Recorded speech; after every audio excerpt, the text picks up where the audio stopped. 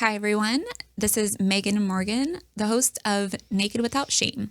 Today on our episode, we will be talking about the notion of freedom and its relationship to loving rightly. Join us for this episode on finding out how to be free to love, especially when it's hard. Open your hearts, open up your hearts to Christ. Do not be afraid.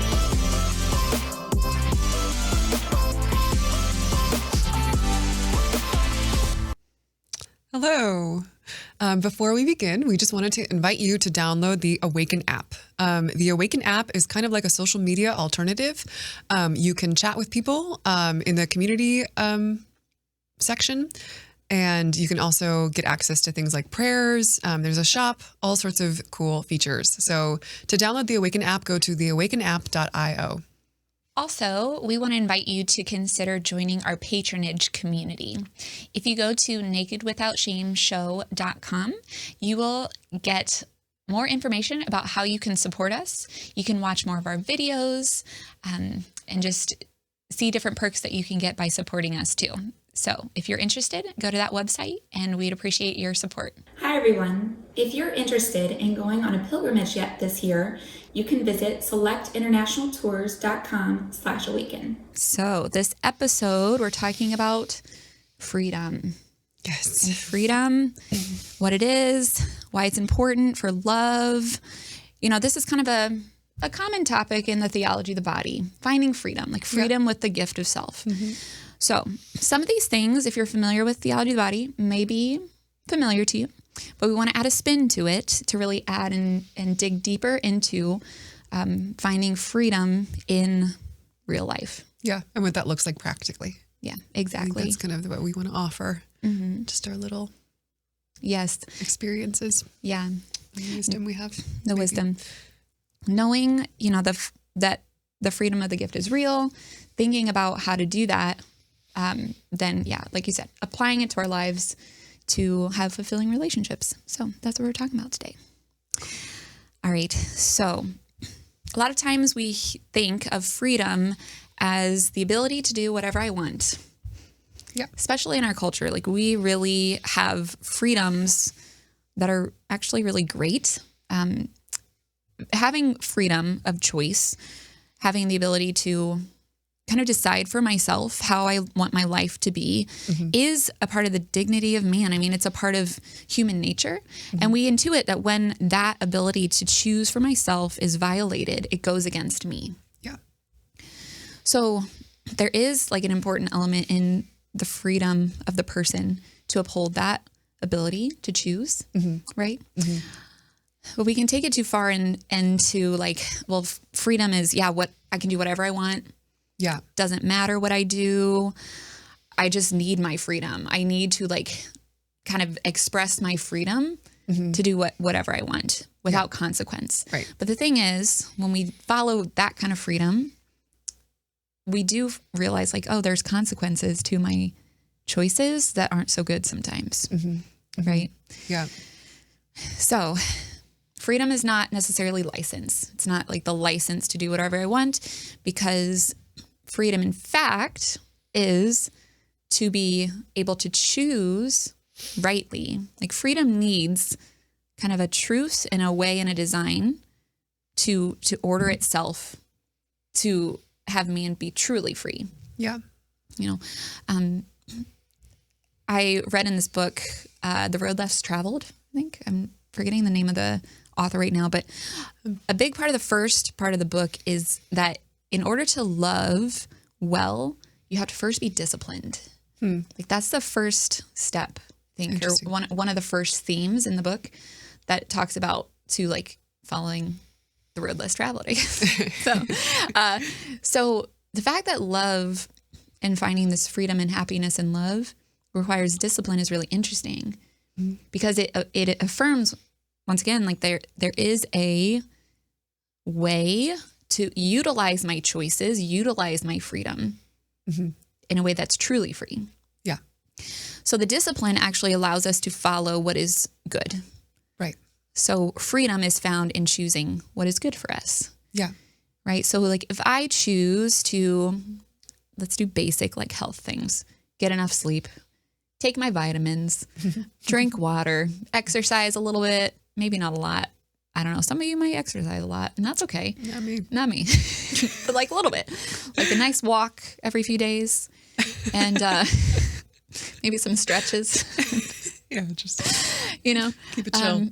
Eating well, not overeating, eating well to nourish the body. These good choices, make us free in a sense to really flourish, to be ourselves in a way that is good. We're happy when we're choosing those things. Yeah, but like you're saying, that requires discipline. It does, yeah. It requires a discipline of the body, but also like the heart, really, to recognize like my tendencies to not choose the good. Yeah, and then I don't flourish. Yeah. Right. Those tendencies, the tendency, to maybe choose, I don't know, extra sleep or not enough sleep, or to choose to not exercise. Like, those in a way, I don't want to classify them as sins, but we could like talk about like this tendency in the heart toward like missing the mark. Like we've said before, like kind of missing the mark to the good. Yeah. I think misunderstanding the fact that our happiness is in our flourishing and sort of, just kind of succumbing to this laziness or this, just not wanting to try. And so then we don't realize ourselves fully. We're not, and then it's funny because we're not free. I mean, we think we're free. Like when I just like decide I'm going to sit on the couch all day, as opposed to like do something with myself and be productive. I think I'm being free in that moment. I think I'm like, I'm not going to like do what people tell me to do. I'm just going to sit here and do whatever I want. Like I'm not actually free. I mean, I feel this dissatisfaction or this sort of like emptiness when I follow that understanding of freedom. Whereas when I like decide, you know what, like I'm going to make something of myself, get out of bed. I'm going to have goals. I'm going to have goals. And then I flourish, but it's harder. Yeah. It requires more of me. It asks something of me. And really, like, I think that like kind of maybe a basic point of it is that it forces me to acknowledge the fact that I have a nature that I have to adhere to, basically, and go along with and work with. And I can't just like, do whatever I want and neglect my nature and the way that I was created. Yeah. So that path then of following your nature, becoming disciplined, learning how to choose the good for us, for our flourishing, is what John Paul II says, like self-mastery, right? So in finding freedom to choose the good, we're acquiring a self-mastery of our heart, our temptations, to be able to choose the hard thing. Yeah. Right.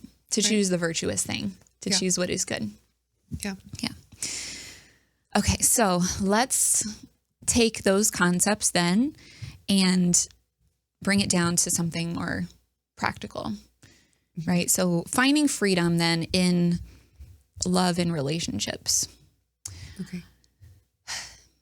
I think the point we want to make today is that though like following the good, it is like a path to excellence, right? Like I'm kind of like learning to love, and that is excellent for me. I'm achieving my nature. I'm achieving like, imaging God and being able to love freely and just to be authentically free.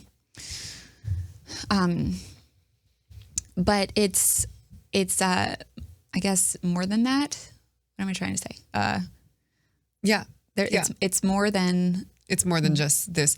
Yeah, I think more than the excellence. Sorry, lost my train of thought, but I got it. Excellence. I was talking about excellence, and excellence doesn't necessarily mean perfection, I guess. That's interesting. Yeah. Yeah. And excellence doesn't necessarily mean that freedom can't be found in the journey. I guess that's the point. Right? Like freedom can be found in the process of finding freedom. Yeah. right? Yeah, I like that. Freedom can be found in the process of finding freedom. Yeah, I think that oftentimes when we're, this idea is proposed to us that freedom is not just like choosing. And that's what we grow up with. I mean, that's like the air we breathe in America, especially that like, freedom is choice. Like I'm free to choose. And like, that's like a big part of being in our culture. But when we start to realize that that's not actually the case, that it's actually, freedom actually asks something of us. And freedom is actually, we call it at the Institute, it's common to say it's freedom for versus freedom from. So our culture, we're kind of formed in this freedom from, like I'm freedom from people telling me what to do. I'm free from that. Whereas freedom for is I'm free to be myself. I'm free to be excellent. I'm free to love all these things. So I think when we first this is proposed to us, it makes a lot of sense. And it's really a beautiful realization.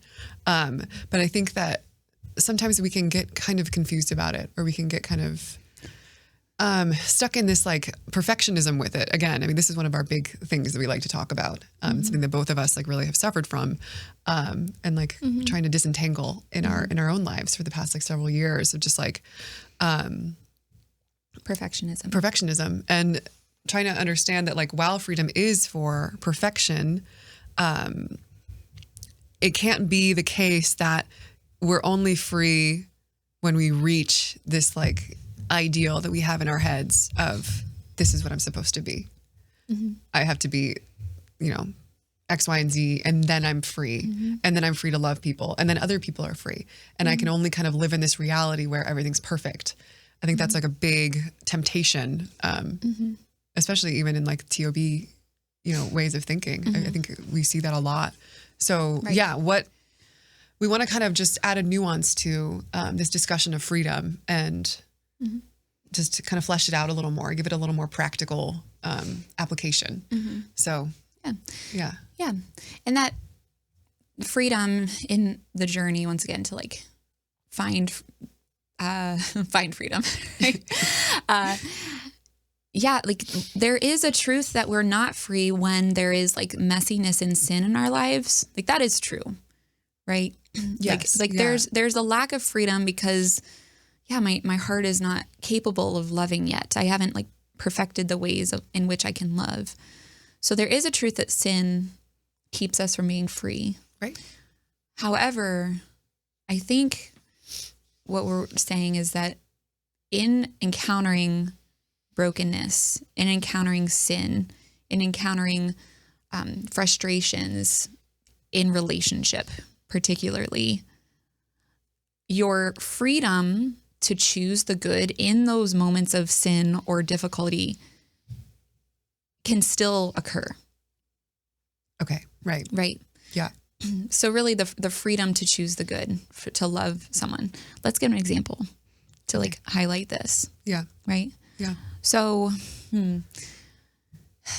like let's say I have a habit that is really difficult. Morgan, you know me well. You have no bad habits. I know. That's not true. Oh my gosh, that's not true. Not that I want you to share for everybody my bad habits, but like, I have a bad habit somewhere, I'm sure. Maybe. So when, somebody is like confronted with my humanness, like there's a choice. Like somebody could approach me and be like, oh my gosh, like I can't handle that. I can't handle that. Like I have to close myself off because that's not good for reaching my state of perfection. Like that's going to keep me actually from reaching the freedom or like this capacity to have this peace and harmony and love and relationships. Like I don't want to touch that. I can't deal with it. Can't deal with it. Yeah. So, or I need to fix it. That's another, I think, common response. Yeah. Like I can only be free if I fix you, and you can only be free if you're fixed. Because then you won't hurt me. Yeah. Right. So like the sin and confronting that in somebody can really like the way we respond to that, I guess, is either one of freedom or of fear. Oh, interesting. Okay. Yeah.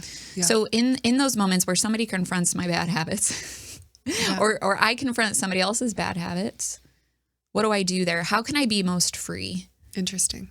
Yeah. Yeah. I like the freedom versus fear thing. Yes. I think this is really important. Mm-hmm. Yeah. So what do you think? I don't know. I mean, precisely in kind of acknowledging like, okay, this is messy, but how can I be open to who you are without letting this bad habit kind of affect me or get me down or make me sad because this isn't perfect yet in you? Yeah. Yeah. I think that, I could say a lot of things, but what's coming to mind right now is just this conception of freedom that like I can only be fully free and everyone can only be fully free in perfection. It's not actually a fully Christian understanding of freedom. I mean, we can look back to like the Greeks, like Aristotle, he was like one of the big people to say in the Western world, like freedom is for excellence. Like freedom is to complete what he calls like the form, the nature of things. And in that worldview, like there really is no room for sin or like for, there's not really a way of dealing with sin basically, other than just fixing it, other than just trying to, by your own efforts to become perfect. And then we see, practically speaking, like that isn't always possible. And so there's kind of this tension still in that way of thinking.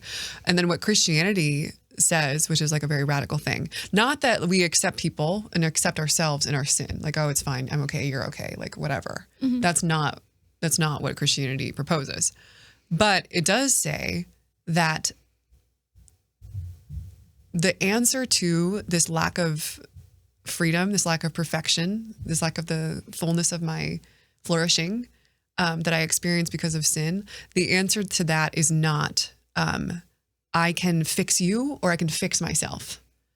The answer is, this is, a very common theme for us. Yeah. So if you watch our podcast, you've heard us say this a million times before, but it's really important and it's like really something we believe in.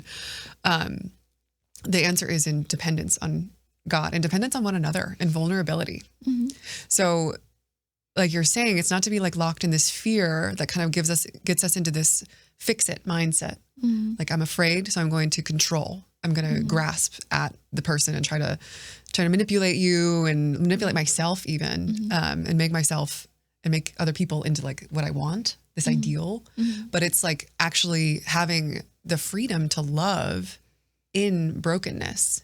Mm-hmm. And this is the Christian novelty that we have a God who loves us in the brokenness. I mean, this is like totally inconceivable for the Greek mind, for instance, that you could love someone in their imperfection. It's a radical thing. Yeah. Yeah. As you're talking, it just makes me think of like the posture of the human person, like either one of openness and really acceptance actually versus like closed and fear, like this, you know what I mean? Like we've talked about like receptivity recently in our shows. So like, this posture of, I accept you, I accept where you're at, but I'm going to be free to love you in that versus protecting myself. And we can see this also in Christian circles, right? Yeah, absolutely. Of like, I want to just stay in my bubble. I want to stay in this safe space where people think what I think and believe what I believe, and like somebody else's differences or sins even like aren't going to ruffle like what I think. Yeah, and I can't handle them. I'm so scandalized, and I just like want to. Either I like want to just get away from them and like reject them because it's like too much for me, or I want to fix them. And my only reason for talking to them, or my only reason for like, trying to love them is just fixing them. Mm-hmm.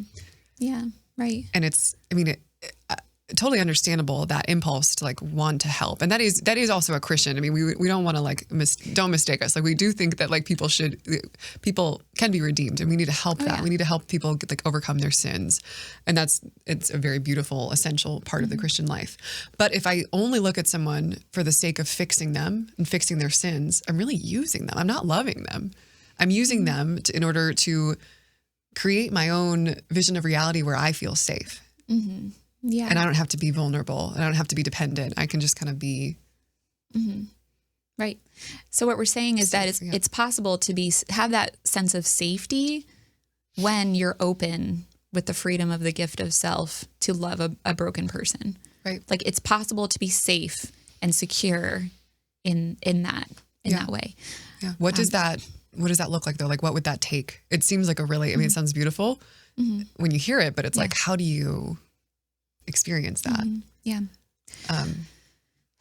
Well, one thing that just comes to mind is the book Interior Freedom by Jacques Philippe, which I read a long time ago, but it's a really good book.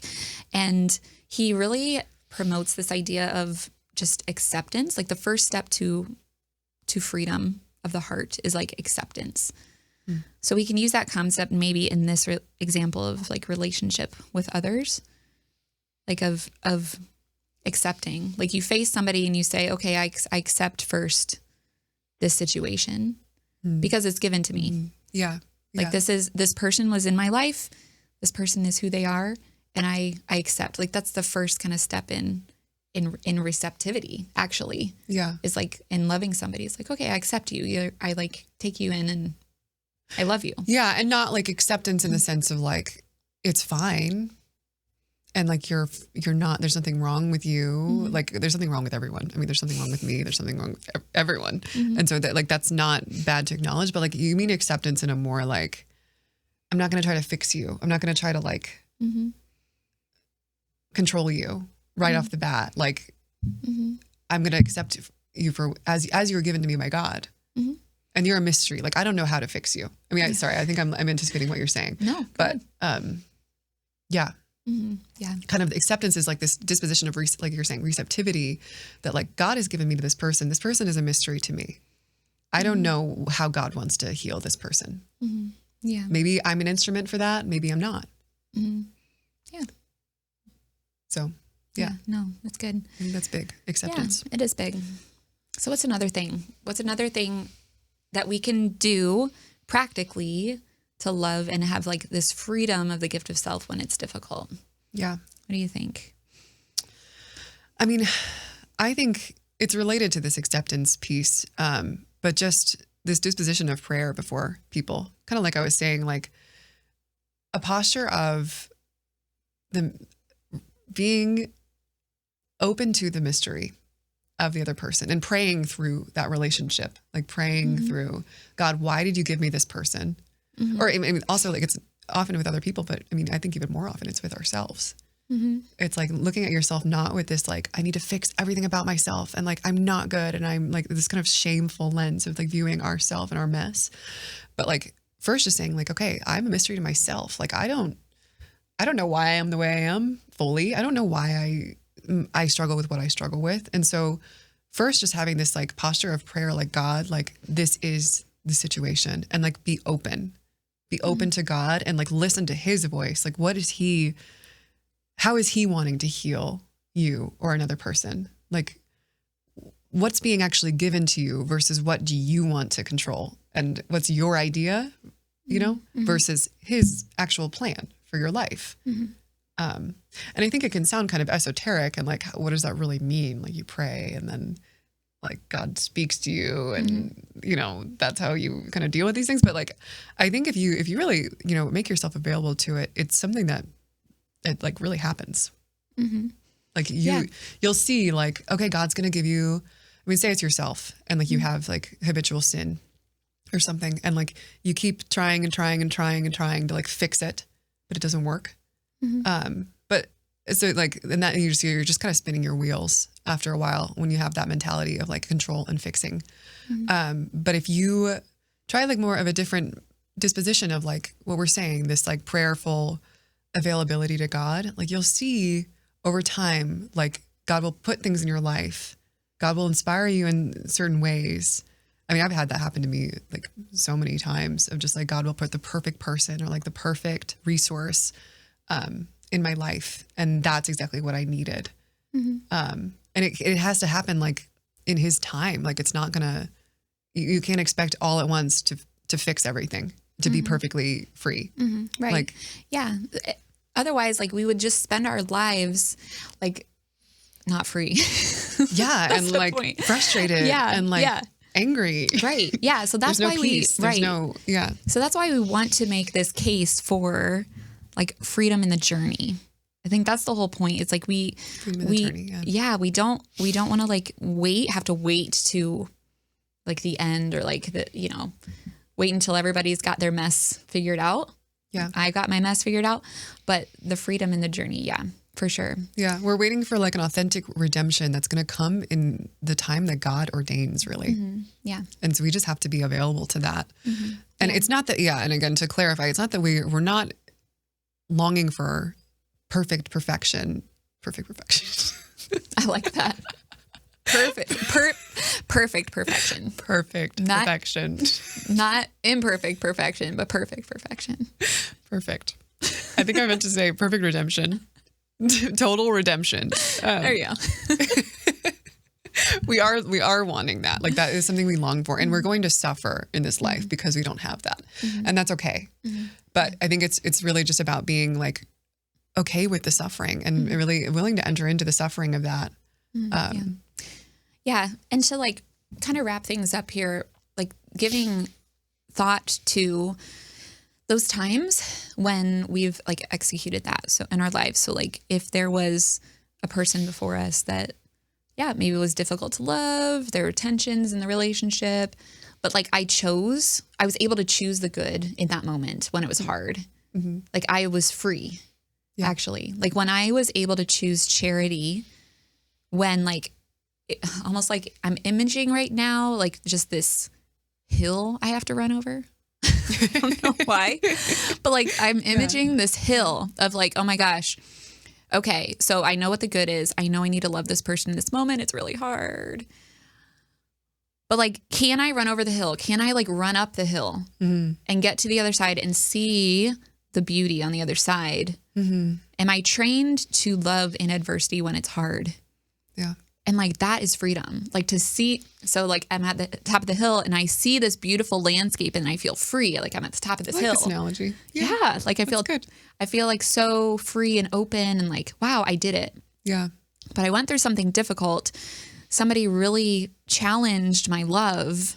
And like little by little, like you're saying, God gives you the strength in the moment to say, okay, yes, like choose the good, choose the good. Choose to love this person. Yeah. And see what happens. Yeah. Because maybe somebody just really needs loved. Yeah, absolutely. Really and it's like for that person and for you. I mean, that always just like, Yeah. It's like, for me, it's such an enriching thing when like I choose, not always for sure, but when I do choose to love someone and I see like really just the beauty of that person, like the way that someone responds to love, I mean, it opens you, it makes you yourself. yeah. So a difficult person like can be transformed in that moment into like, you see who they really are beyond all the mess, beyond all the shame and all the fear and all the masks. So it's like it's an experience really of truth and of grace. Yeah. That's possible in just everyday life. Yeah. Lived out in the journey. Yeah. So I love it. So let's summarize. Let's summarize real quick. So freedom for not freedom from. Not freedom from. Freedom is not to do whatever you want, but it's freedom to choose the good. Freedom to choose the good doesn't necessarily mean freedom for perfection and excellence. In this perfectionistic way that I have to yes. control and I have to fix everyone. Yes. But freedom can be found in the daily, in encountering the messiness of yourself and other people and choosing to exercise that freedom and love to choose when it's difficult. When somebody's sins or your own sins are right before you and you say, I'm not going to let this ruin my peace. I'm not going to let this ruin my ability to love you. So that's what we're proposing. We think it's possible. And yeah, there you go. Freedom's good. Freedom's good. We like it. Be free. All right. Thank you, everybody, for listening to our conversation today on true freedom. We hope that you tune in next time. God bless.